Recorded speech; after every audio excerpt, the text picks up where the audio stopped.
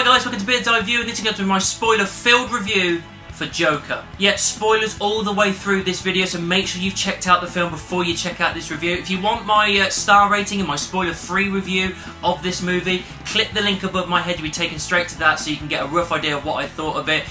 But this is spoilers all the way through this one, guys. Before we begin, don't forget to like and comment down below, subscribe and ring the bell to be notified whenever I do videos. I do them every single Wednesday, so make sure you keep a lookout for those. Also, look to the end of this video so you can find out you can save 15% on some awesome clothing. I'm going to assume that everybody that's watching this video has watched the film, so I'm going to kick straight in.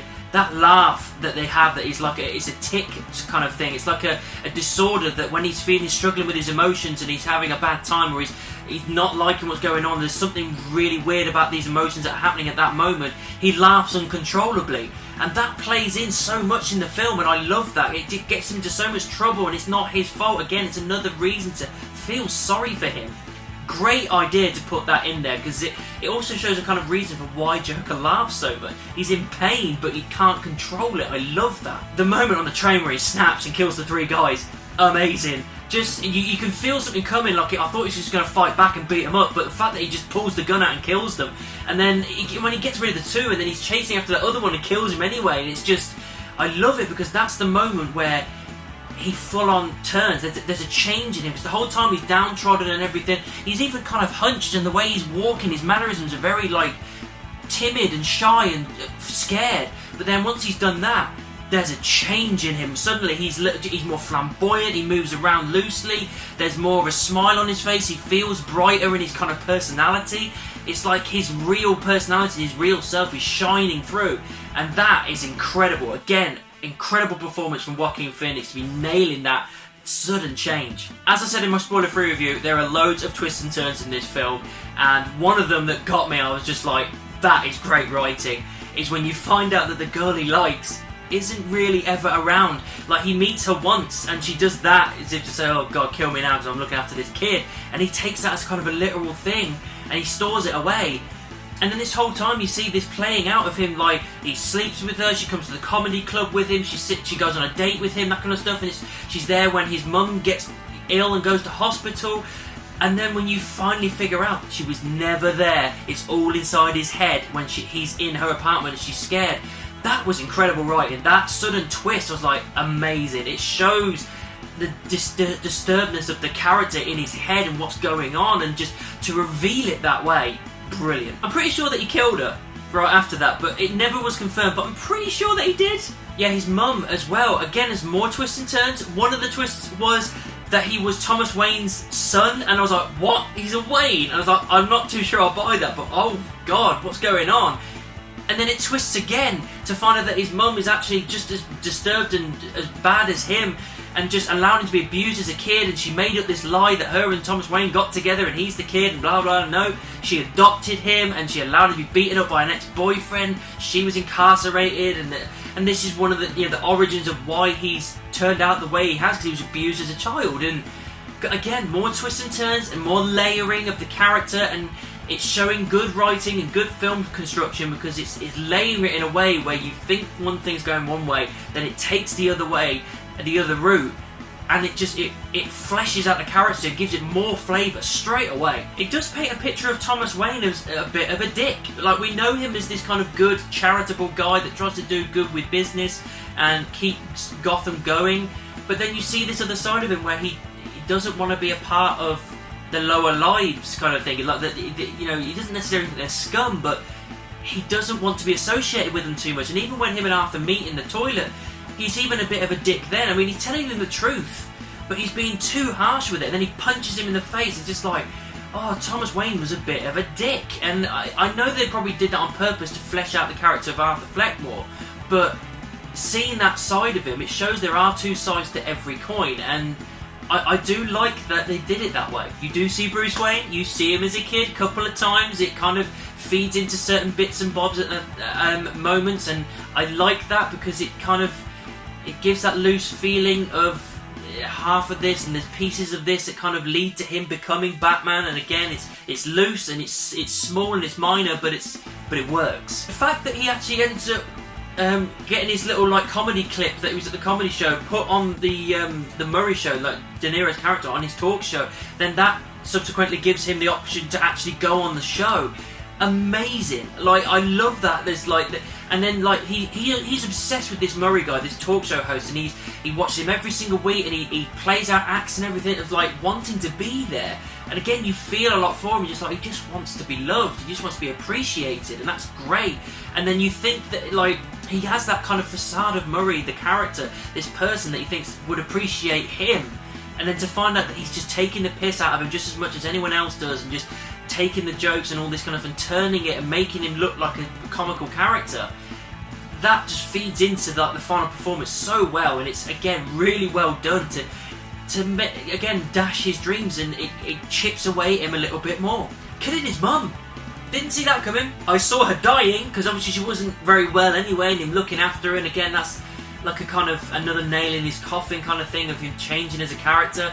But I didn't see him being the one to do it. He put her to sleep with a pillow, and again that was dark and it was gritty and it was awful to watch, but I didn't see that coming. And again, it was at that point where he'd already kind of snapped. He'd already decided, this is what I'm doing. I'm going to be doing this. So I'm just going to put her out of her misery, so to speak. And it was, like I said, it was dark. It was hard to watch, but I didn't see it happening that way. But again, it fleshes out the character of Arthur Fleck, that he's lost everything. He doesn't have anything else to lose. He doesn't care about anything anymore. He's just there to put a smile on people's face. Also, again, violent, but when he kills his co-worker, his ex-co-worker, the midget guy he doesn't kill, which again, it kind of shows that restraint, and just like, well, he didn't do me anything wrong, so I don't have any intention of killing him because he didn't do anything to me, so he lets him go. And he kills the other guy, stabs him in the chest and the eye, and just like slams him against the wall, and he dies. And it's awful. Again, hard to watch, but again, it feels earned. You think to yourself, well, like he deserves it to a point because of the way that he treated him and turned everything around with this whole gun thing, and then he gets fired because of it. He wants that revenge. He wants his comeuppance, and he gives him to it in the ultimate sacrifice of fucking murdering him. And it just, again, it pushes more on the character, and just a shocker, but great. Again, great writing. I've said it so many times in this review already, and in my last one, but great writing, great acting, great everything. The final performance, just wow. Him coming on the talk show, being introduced as Joker, and just going out there, and you give that intention that he's going to just kill himself, just to have that massive shock, and it turned the way that I thought it might do, and incredible. He just lets everything out. He lets all his frustration out. This is his moment. He's got the world watching. He has his moment of just letting everything out, saying he was sick of being trodden on, and people are horrible, and all this kind of shit. People, just as much as you, Murray, these people, that bit, I killed those 3 guys, I did this, I did that, I don't care, I think it's funny, and he just loses it, and just get all this pent-up frustration and anger and darkness within him is just let out on this talk show. And then the final bullet is literally a bullet going through the talk show. Murray, the De Niro character, bang, just kills him. Amazing. Doesn't kill anyone else, doesn't kill the other talk people, because they haven't done anything to him technically, and he's just there. And then the next scene is him in the back of the police car, and the riots are happening. There's riots everywhere, and it's because of him. He started this movement because of it, and that is incredible. This is a tidbit that kind of ties into the DC universe of Gotham and Batman. It's the fact that this character is directly the actual reason of why Gotham goes to hell. Why it becomes such a cesspit of crime that makes it possible for someone like Batman to become a thing. It's because of him that Gotham goes to shit and Batman becomes a thing. And it also furthers forward, and I had a big smile on my face at this moment, the fact that they put this in there, of the Waynes being killed in the alley by the gunman. And again, it was a direct result of him causing this hell, and the guy with the mask says, you get what you deserve. He kills them both in front of Bruce. We all know the story of the origin of Batman, and it's peppered into this story, and it works brilliantly. It's so well done. And then he gets his final moment to shine. He gets hit by the car, he's standing on top of the car, they get him out, and he just gets the blood and pours it with a smile. He's there, just like basking in his moment, and everybody's chanting him and just enjoying it, and it's just amazing. Like, really well. I mean, I'd have been happy for it to finish there, but they gave you like a little extra piece to finish you off with. And that piece is him incarcerated, talking to his person that he kind of gets his kind of confidant type person, and just say about a joke and you wouldn't get it and that, and then he wanders out slowly as music starts to play, and you see the blood on his foot. He's clearly killed her, and he wanders off and goes off, and he's just dancing, he disappears, and he runs back and forward because people are chasing him because he's just fucking killed her. He's, you know, he's a nutter, and just the fact that he's incarcerated there. It's a few years later by the looks of it. He's a bit older, hence why I think this isn't necessarily the Joker that we know and love, the main Joker for Batman. This is just a precursor, and it just comes up with this kind of the end, like it was a fairy tale story, the end, and I love that. That was a great little touch to finish this film off. Guys, overall, as I've said in my spoiler-free review, as I've said many times in this as well, this was a hell of a film. Absolutely incredible, really enjoyed it. Joaquin Phoenix absolutely nailed it. Everything was paced perfectly. I can't begin to tell you how great of a piece of cinema this is.